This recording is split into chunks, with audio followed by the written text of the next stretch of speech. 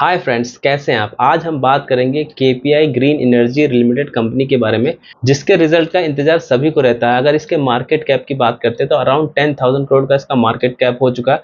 जो old investor है like मेरी तरह, उनको बहुत अच्छा खासा मल्टी बैगर रिटर्न मिला हुआ है।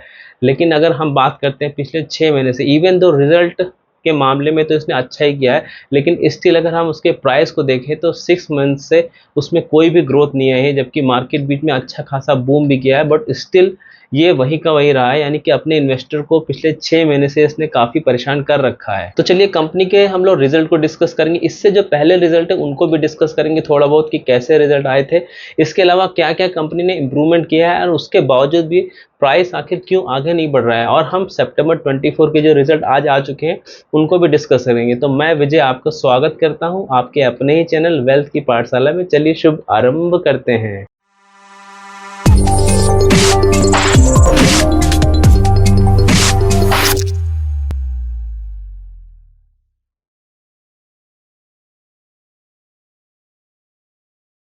तो चलिए सबसे पहले बात करते हैं मार्च 24 के रिजल्ट को, जिसका लिंक मैं जो है कमेंट में डाल दूंगा, आप जाके वीडियो को डिटेल में देख सकते हैं। अगर मार्च 24 का समरी देखते हैं तो जो रिजल्ट थे उसके वाई ऑन वाई देखा जाए अच्छे खासे थे, लेकिन अगर क्वार्टर ऑन क्वार्टर देखा जाए तो अच्छे नहीं थे। और मेरे लिए वाई ऑन वाई नंबर जो होते हैं ज़्यादा इंपॉर्टेंस रखते हैं, तो मैं मार्च 24 के रिजल्ट को भी अच्छा ही बोलूंगा। उसके बाद आ जाता है नेक्स्ट क्वार्टर, यानी कि जून 24 का क्वार्टर। अगर उसके नंबर को हम देखते हैं, जिसका भी लिंक मैं कमेंट में डाल दूंगा, अगर वहां पे भी हमने देखा तो सेल्स की बात करें, चाहे प्रॉफिट की बात करें, चाहे वाई ऑन वाई की बात करें, चाहे क्वार्टर ऑन क्वार्टर की बात करें, नंबर बहुत बेहतरीन थे। लेकिन उसके बावजूद भी शेयर प्राइस में कोई मूवमेंट नहीं आया था और लोग यानी कि इन्वेस्टर काफी परेशान हो गए थे।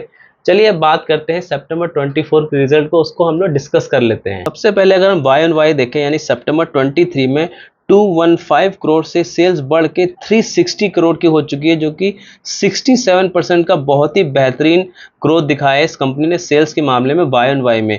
उसी तरीके से अगर हम क्वार्टर ऑन क्वार्टर देखें जून 24 से सितंबर 24 को, तो 348 करोड़ से बढ़ के 360 करोड़, जो कि 3% की एवरेज ग्रोथ दिखाता है। लेकिन मैं फिर से बोलना चाहूंगा, Y on Y is more important than quarter on quarter.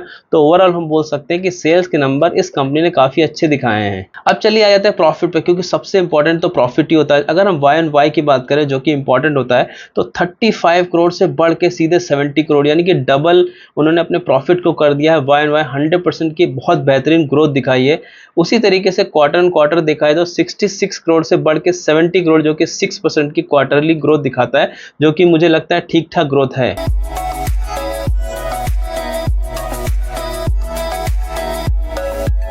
तो हमने सितंबर 24 की सेल्स देखी, सितंबर 24 का प्रॉफिट देखा, तो उसके हिसाब से हमें लगता है कि वाई एंड वाई इस कंपनी ने बहुत अच्छा किया। क्वार्टर एंड क्वार्टर इस कंपनी के रिजल्ट एवरेज है, लेकिन बोला जा सकता है कि वाई एंड वाई ज़्यादा इंपॉर्टेंट होता है, तो ये रिजल्ट को ओवरऑल हम अच्छा बोल सकते हैं। चलिए अब इस कंपनी की कुछ और पॉजिटिव की बात कर लेते हैं, जो इस कंपनी ने अपने को करके दिखाया। अगर पहले इसके डेट टू इक्विटी रेशियो को देखें तो डेट बहुत ज़्यादा अराउंड 2.5 का उसका डेट टू इक्विटी रेशियो होता था, और इनके जो एमडी थे उन्होंने बोला था हमें इसे कम करना है, और उसके लिए काफ़ी प्रयास भी उन्होंने किया। उसके बाद अगर देखा जाए डेटा, तो उन्होंने 1.24 अपना डेट टू इक्विटी कर दिया। उसके बाद अगर अभी का डेटा देखते हैं तो 0.24 ओनली रह गया है, यानी कि डेट टू इक्विटी रेशियो को इस कंपनी ने और इस एमडी ने जो बोला था उन्होंने वो करके दिखाया है। तो ये बहुत बड़ा पॉजिटिव हो जाता है इस कंपनी के लिए। अगर हम पीजी का डेटा देखते हैं तो 0.46 से जो भी घटता जा रहा है, यानी कि ग्रोथ के हिसाब से कंपनी हमको काफी कम वैल्यूएशन पे मिल रही है। इसके अलावा अगर हम शेयर होल्डिंग पैटर्न देखते हैं तो चाहे हम एफआईआई की बात करें, चाहे हम डीआईआई की बात करें, धीरे धीरे उन्होंने अपना स्टेक को अच्छा खासा बढ़ा लिया है। एफआईआई अप्रॉक्सीमेटली अभी 9% पहुंच चुके हैं, और डीआईआई की बात करें तो 1% से 2% तक है। चलिए अब चलते हैं इस कंपनी के कुछ निगेटिव्स पे।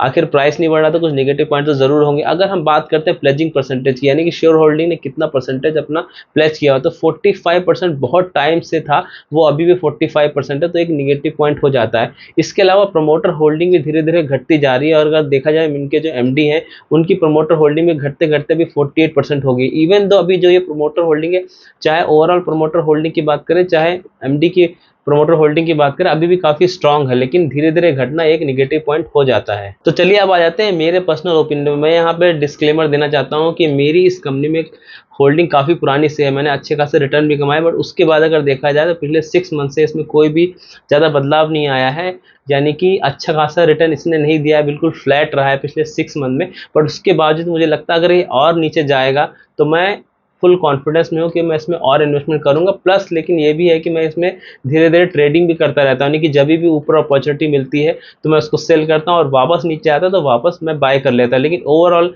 इसमें मेरा जो व्यू है वो लॉन्ग टर्म इन्वेस्टमेंट का ही है। बट आप कोई भी डिसीजन लेने से पहले अपने फाइनेंशियल एडवाइजर से एडवाइस जरूर लीजिए एंड अपना खुद का रिसर्च कीजिए, उसके बाद ही कोई राय बनाइए, क्योंकि ये मेरा पर्सनल ओपिनियन है।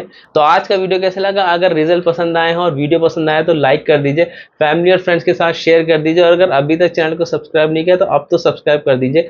Thank you so much for watching this video. Remember one thing, learning is earning. जय